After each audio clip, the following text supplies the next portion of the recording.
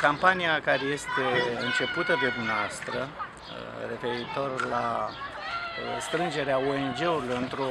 fundație sau cum îi spuneți dumneavoastră, într-o federație, da, ONG-urilor, mi se pare o idee excepțională pentru că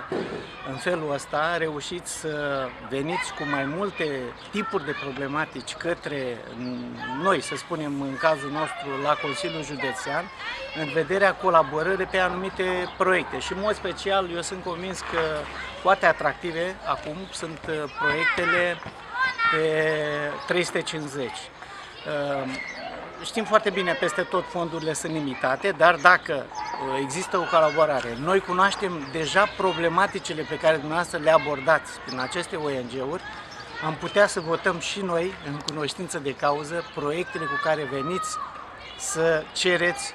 fie finanțare, fie parteneriat din partea Consiliului Județean. Din punctul meu de vedere, zic că ar fi o modalitate de a mă apleca asupra acestui fenomen, pe care nu, mărturisesc, nu l-am cunoscut foarte bine și datorită faptului că nu am avut ocazia să vin în astfel de centre, de exemplu, suntem în centrul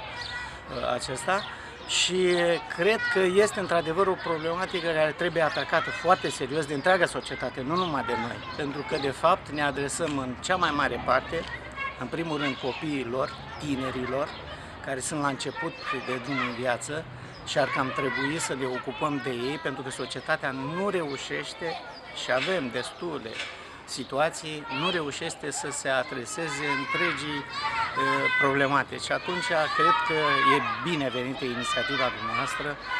pentru a vă adresa anumitor grupuri de tineri, copii în mod special, care să fie educați în spiritul în care ne dorim cu toții, că de-aia